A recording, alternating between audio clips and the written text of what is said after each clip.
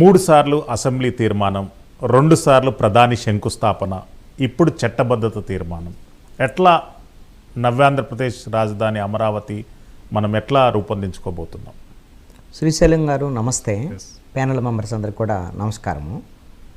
ఆంధ్రప్రదేశ్ ఒకటే రాష్ట్రం, ఒకటే రాజధాని అమరావతికి సంబంధించినటువంటి ఒక చరిత్ర లిఖించబడుతుంది. దాంట్లో ఎటువంటి సందేహం లేదు. Amaravati is not only a capital of Andhra Pradesh but also heart beat of Andhra Pradesh people. No doubt. ఈ విషయంలో మీరు గతంలో జరిగినటువంటి తీర్మానాలు కానివ్వండి, ఇవన్నీ ఇదొక ప్రాసెస్. అయితే చాలామంది మాట్లాడుతున్నారు, ఇప్పుడు ఎందుకు చేస్తున్నారు, ఇదేదో రియల్ ఎస్టేట్ కోసం చేస్తున్నారు, లేకపోతే కూటమి ప్రభుత్వం ప్రచారం కోసం చేస్తుంది, ప్రభుత్వం ఫెయిల్ అయింది కాబట్టి ఇదేదో జరిగిందని చూపించుకోవాలని చేస్తుంది అని మాట్లాడుతున్నటువంటి ఈ రాజకీయ విమర్శలు నేను పట్టించుకోను. కానీ ఒక అంశాన్ని క్లారిటీ ఇవ్వదలుచుకున్నాను నేను. మీరు ఈ టైంలో మాత్రమే ఇప్పుడు అమరావతికి చట్టబద్ధతకు సంబంధించినటువంటి అంశాన్ని ఇప్పుడే తీసుకురాగలరు. ఇది సరైనటువంటి సమయం, తీసుకురావాల్సినటువంటి సమయం కూడా. ఎందుకు అనంటే మీరు రాష్ట్ర విభజన చట్టంలో చాలా స్పష్టంగా సెక్షన్ 5 క్లాజ్ 2లో పేర్కొన్నటువంటి అంశం ఏమిటి అని అంటే, ఉమ్మడి హైదరాబాద్ అనేటువంటిది ఉమ్మడి క్యాపిటల్గా తెలంగాణకు ఆంధ్రప్రదేశ్కు ఉంటుంది 10 ఏళ్ల పాటు, 2014 నుంచి 24 వరకు. అంటే 24 అంటే ఈ 10 ఏళ్ల లోపులో ఆంధ్రప్రదేశ్కి నూతన రాజధాని ఏర్పాటు చేసుకోవడం జరుగుతుంది అని విభజన చట్టంలో పేర్కొన్నారు. మరి 10 ఏళ్ళు అయిపోయింది. ఇప్పుడు ఆ విభజన చట్టాన్ని సవరించుకోవటం అనేటువంటిది 10 ఏళ్ల తర్వాత 10 ఏళ్ల తర్వాతే సాధ్యమైంది. అందుకని ఇప్పుడు ఆ విషయాన్ని, ఆ విభజన చట్టంలో ఆ చట్టాన్ని సవరణ చేసుకునేటువంటి ప్రక్రియ రేపు పార్లమెంట్లో జరుగుతుంది.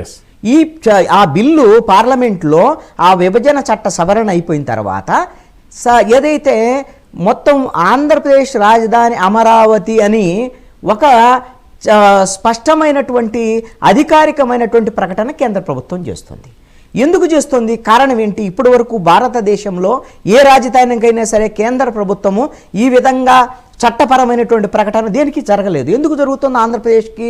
ఆంధ్రప్రదేశ్ విభజనే ఒక భిన్నమైనటువంటి పరిస్థితిలో జరిగినటువంటిది విభజన. ఆ భిన్నత్వం ఏంటి అని అంటే, భారతదేశంలో ఇప్పటి వరకు జరిగినటువంటి రాష్ట్రాలన్నీ కూడా కొత్త రాష్ట్రం ఏర్పాటు అయినటువంటి రాష్ట్రంలోనే కొత్త రాజధాని ఏర్పాటు చేసుకోవటం. కానీ ఆంధ్రప్రదేశ్ విభజన సందర్భంలో తెలంగాణ కొత్త రాష్ట్రము, ఉన్నటువంటి రాజధాని హైదరాబాదు తెలంగాణ రాష్ట్రంలో ఉంది.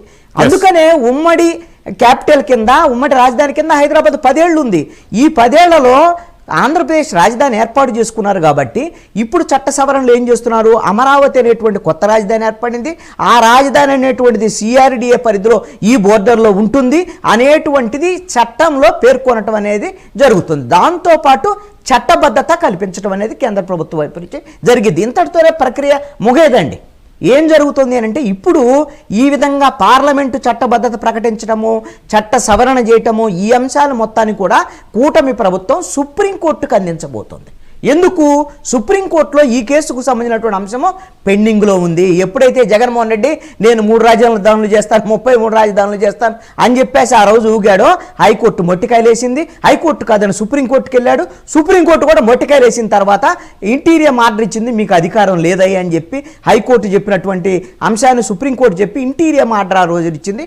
ఇప్పుడు తుది తీర్పు సుప్రీంకోర్టు ఇవ్వటానికి ఈ విధమైనటువంటి చట్ట సవరణ, చట్టబద్ధతకు సంబంధించినటువంటి అంశాలని రాష్ట్ర ప్రభుత్వము తీసుకువెళ్ళి సుప్రీంకోర్టులో పెట్టిన తర్వాత ఆంధ్రప్రదేశ్ రాజధాని అమరావతి అని సుప్రీంకోర్టు కూడా రికార్డ్ చేసుకొని ఆ కేసుని క్లోజ్ చేసిన తర్వాత ఇక జగన్మోహన్ రెడ్డి వస్తే మారుస్తాడు అని ఇప్పుడు ధర్మాన మాట్లాడటం, వాళ్ళు మాట్లాడటం, వీళ్ళు మాట్లాడటం ఒక్క అంశం అండి. అసలు ఏదో వస్తే మారుస్తాడు అంటున్నారు. జగన్మోహన్ రెడ్డి ఆల్రెడీ ముఖ్యమంత్రి అయ్యాడు. 2019 నుంచి 24 వరకు మార్చేటువంటి ప్రయత్నం చేశారు. 3 ముక్కల ప్రయత్నం చేశాడు. మార్చలేకపోయాడు కదా. ఆ రోజున హైకోర్టు చట్టబద్ధంగా ఆయన ఫెయిల్యూరు, అదేవిధంగా రాజ్యాంగబద్ధంగా ఆయన నిర్ణయం తప్పని చెప్పింది. అదేవిధంగా ఆ రోజు చెప్పింది, నువ్వు పార్లమెంట్కి వెళ్ళు, చట్టాన్ని సవరణ చేసుకో అని జగన్మోహన్ రెడ్డికి ఆ రోజున కోర్టు చెప్పింది. ఆ రోజున వెళ్ళలేకపోయాడు కదా. రేపు వస్తే ముఖ్యమంత్రి అయితే ఏదో మారుస్తాడు. ఆల్రెడీ ముఖ్యమంత్రి అయ్యాడు జగన్మోహన్ రెడ్డి. 3 రాజధానులు అంటూ కూడా ఈ రోజున బొక్కబోర్ల పడి 151 నుంచి 175కు పోవాలని 11 సీట్లతో మూలన కూర్చోబెట్టినటువంటి పరిస్థితి ప్రజల వైపు నుంచి ఉంటే, ఇక మళ్ళొస్తే చేసేటువంటి ధైర్యం కాదు కదా, కనీసం ఆలోచన కూడా చేసేటువంటి పరిస్థితి జగన్మోహన్ రెడ్డికి ఉండదు అని నేను అంటున్నా.